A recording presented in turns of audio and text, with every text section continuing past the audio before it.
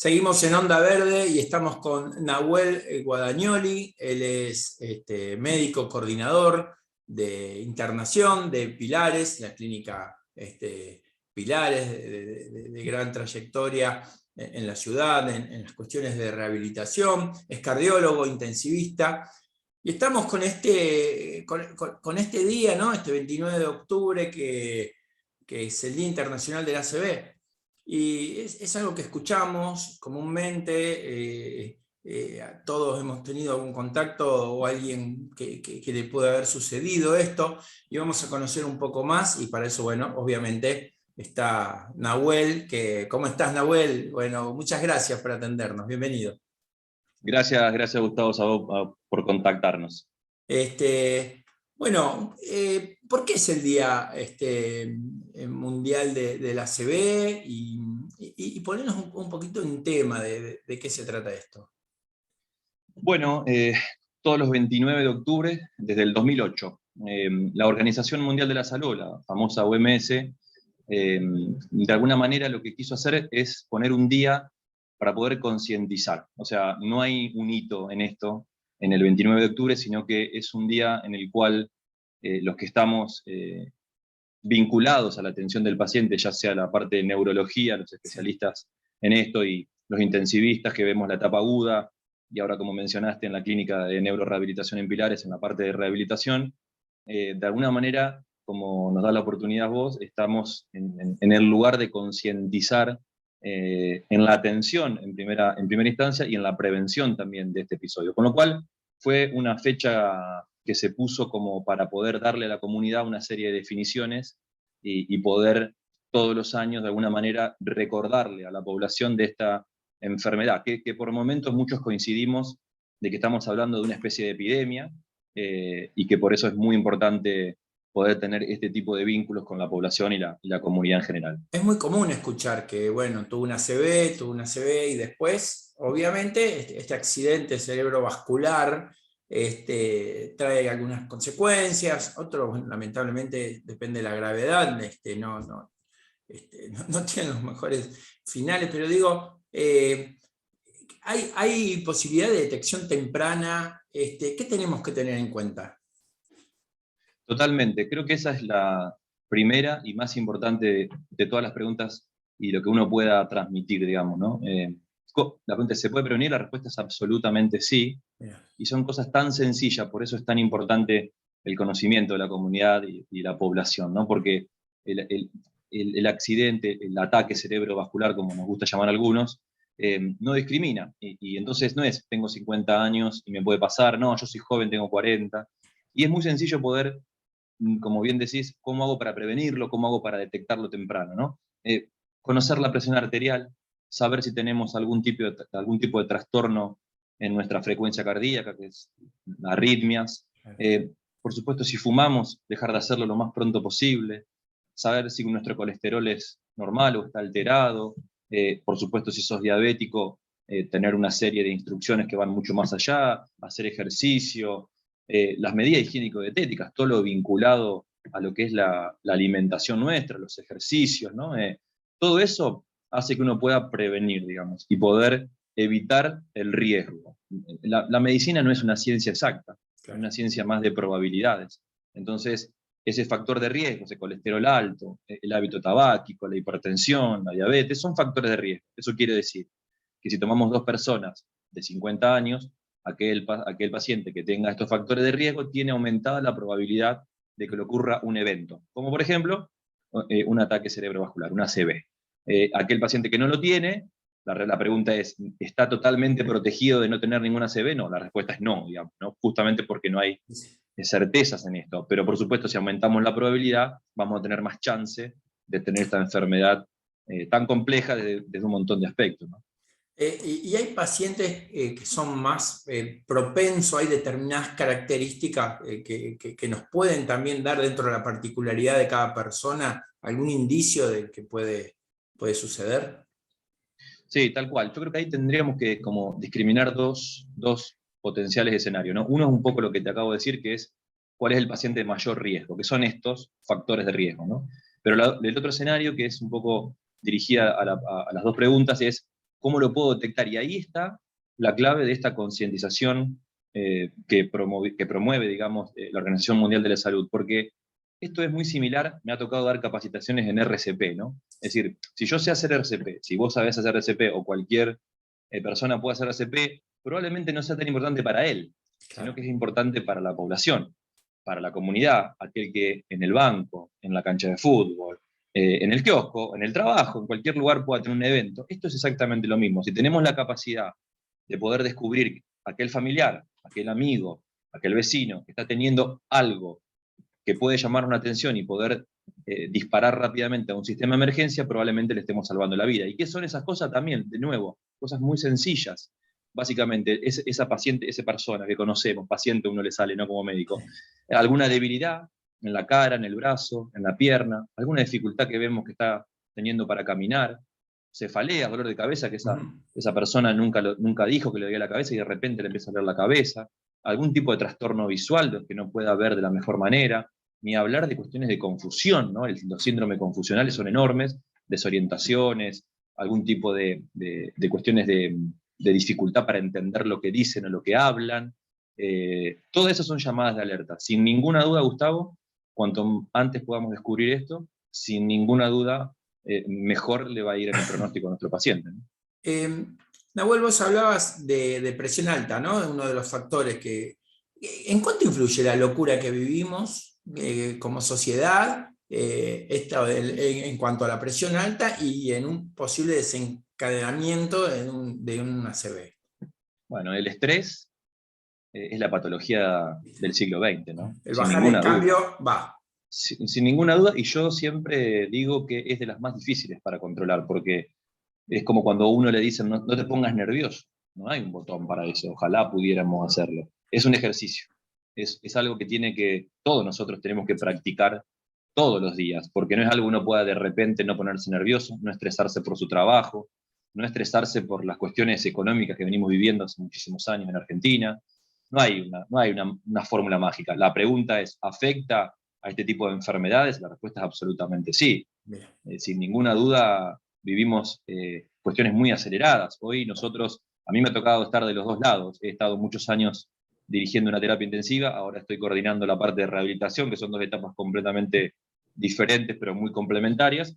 Y lo que sí se ve es cada vez gente más joven, sí se ve gente que tal vez no tenía tantos factores de riesgo. Bueno, y esto ahí empieza a jugar un papel y un rol muy importante. Por eso es un ejercicio, es todos los días. Estamos hablando con Nahuel Guadagnoli, él es cardiólogo, intensivista, es coordinador médico de internación allí en la clínica Pilares del Rosario, y justamente la parte de rehabilitación, esto que bueno, ha habido avances, ha habido cambios en la medicina. Yo siempre digo que la medicina es la revolución más importante de la era moderna, sin duda, en cuanto a los avances, en cuanto a los tratamientos, a los descubrimientos. ¿Cómo es hoy un paciente que logra estabilizarse después de una ACV, queda con secuelas que solemos llegar a ver? ¿Cómo es ese camino hacia adelante? Hay objetivos muy claros en esto, Gustavo. Una vez lograda traspasar, digamos, la etapa aguda, como bien decís, pueden quedar secuelas, que pueden ser desde muy graves hasta muy leves. Pero esa leve, vamos a poner un ejemplo, no poder recuperar el movimiento en un brazo o una pierna, digo leves en comparación a lo que nos puede pasar, que podemos tener una secuela neurológica grave, severa, ¿no? Y en ese caso, probablemente esa pequeña secuela nos complique nuestra vuelta a la vida social, al trabajo, a la vida que te llevamos antes de este evento. Recordá que el ataque, el evento, es una ley de todo o nada. Una vez que se estableció, tenemos que hacer la consecuencia, el tratamiento agudo y ahora la rehabilitación. La rehabilitación tiene justamente, de alguna manera, el objetivo es atenuar esas consecuencias, ¿no? Las complicaciones e iniciar un proceso. Y que es muy diferente a la etapa aguda o al tratamiento en el agudo. Esta etapa generalmente lleva tiempo, lleva muchísimo esfuerzo del paciente. Convivimos todo el tiempo con pacientes que les cuesta mucho continuar internados luego de superar una parte aguda, pero hay un sinfín de actores en esto que están muy abocados a la recuperación. Terapistas ocupacionales, kinesiólogos, fonoaudiólogos, psicólogos, nutricionistas, médicos especialistas en rehabilitación, los fisiatras. son aquella rama de la medicina que están especializados en rehabilitación. Entonces, digamos, ese grupo interdisciplinario está preparado, digamos, para recibir a ese paciente que superó la etapa aguda, que quedó con alguna complicación, para poder volverlo más rápido a la vida normal. Lo que sí se sabe, Gustavo, en esto es que mientras más rápido accedamos a la rehabilitación, lo mismo, de nuevo, mayores probabilidades tenemos de mejorar, digamos, ¿no? Porque obviamente vamos a adquirir recursos y herramientas que nos permitan poder recuperar esas actividades de la vida diaria que probablemente podamos perder, digamos. Una de las claves, vos decís, que es el rápido accionar en el inicio de la rehabilitación. ¿Qué avances hubo en cuanto a rehabilitación, más allá de estos equipos interdisciplinarios? ¿Y qué papel juega también lo psicológico dentro de esto? Porque está lo médico, está lo que es lo científico desde lo que responde el organismo, desde los estímulos que se puede dar, pero ¿cuánto juega también el papel psicológico en un paciente? Y la Muchísimo. ayuda del profesional, digo, ¿no? de todo el cuerpo médico. Muchísimo. Nosotros, digamos, tenemos un equipo de salud mental que están conformados psicólogos, psiquiatras y neurólogos, donde se trabaja también, de nuevo, interdisciplinariamente en el paciente.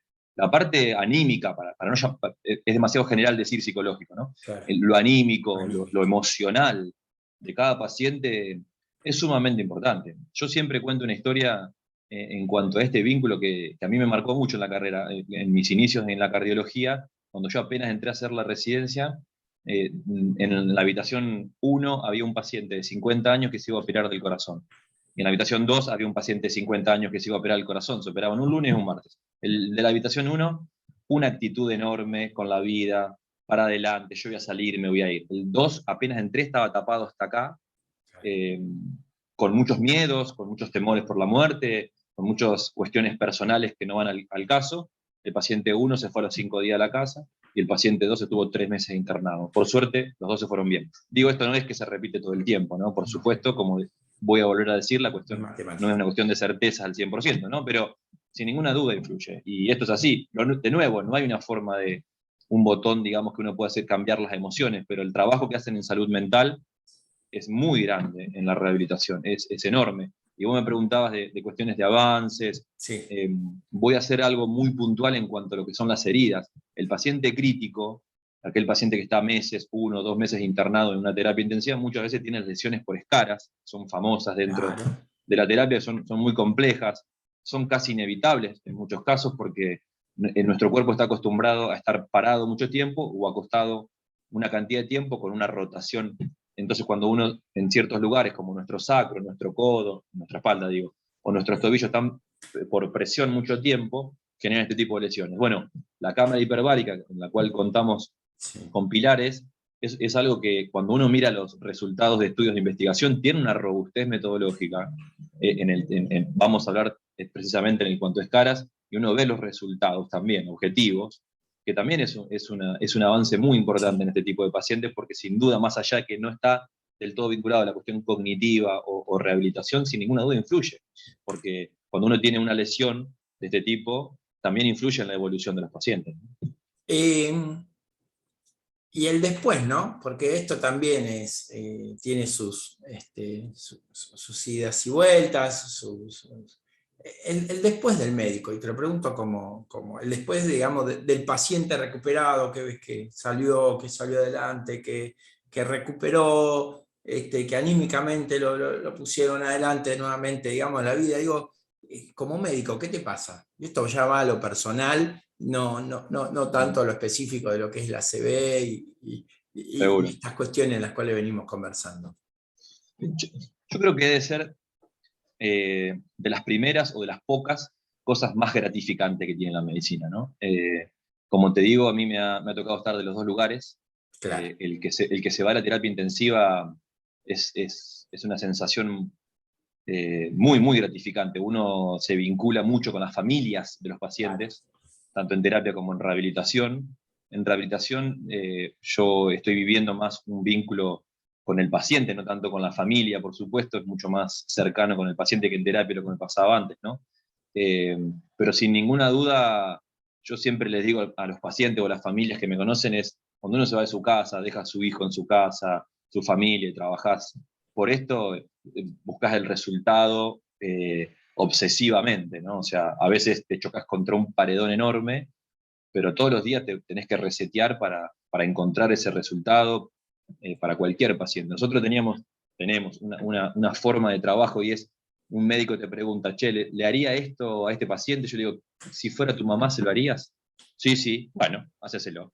Che, ¿le harías esto al paciente tal? Si fuera tu mamá, ¿se lo harías? No, la verdad que no. No lo hagas. Sencillo, muy sencillo. Bueno, y eso es un poco lo que se trata de inculcar en este tipo de rehabilitación, digamos, ¿no? Ese vínculo de alguna manera que también es difícil, porque uno se va a su casa y tiene que dejar los problemas del otro lado, ¿no? Seguro, seguro. Y esto es importante para la gente que está, digamos, convaleciente, con alguna dificultad, importante esto que vos decís, ¿no? Que se sientan respaldados, que se sientan apoyados, que les generen la confianza para salir adelante, y es fundamental en estos tiempos, fundamental. Sí, sí, totalmente. El resultado no te lo asegura nadie. Claro. El que te asegura un resultado te miente. Nosotros, uno lo que puede decir es que todos los días se levanta para hacer lo mejor que te pueda salir, digamos, ¿no? Obviamente en medicina no es una cuestión personal, hay un sustento metodológico, hay un sustento de investigaciones que uno se basa en eso. No es que cada uno... La medicina basada en la experiencia ya hace muchos años que dejó de ser primordial. Hoy hablamos de evidencia, mucho más que experiencia. Por supuesto se combinan las cosas, obviamente, pero hoy es mucho más evidencia de lo que uno hace algo porque está estudiado, digamos, ¿no? De alguna manera. Bueno, Nahuel, la verdad que te agradezco el tiempo, este rato que hemos conversado, y que realmente es tan importante, ¿no?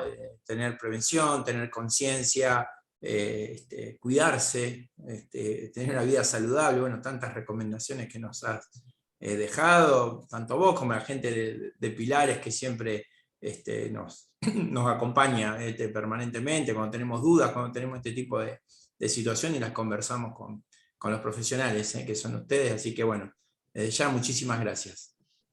Al contrario, Gustavo, gracias a vos, y bueno, te felicito por todo lo que haces. No, bueno. Escúchame, ¿te van a llamar para jugar al fútbol o no? Porque dijiste que sos un futbolista, a ver, volante central, vendete un poquitito, a ver si tenemos algún... Sí, en el pasaporte cuando lo hice me pidieron que ponga la profesión, puse futbolista frustrado.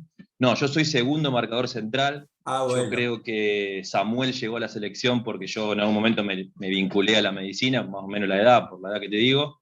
Si no, podría haber sido el central, digamos, de la Argentina por 10, 15 años, sí, sin ninguna duda. Bueno, dale. Un abrazo grande, Nahuel. Gracias, abrazo. Chao, chao. Allí pasaba Nahuel Guadagnoli por Onda Verde.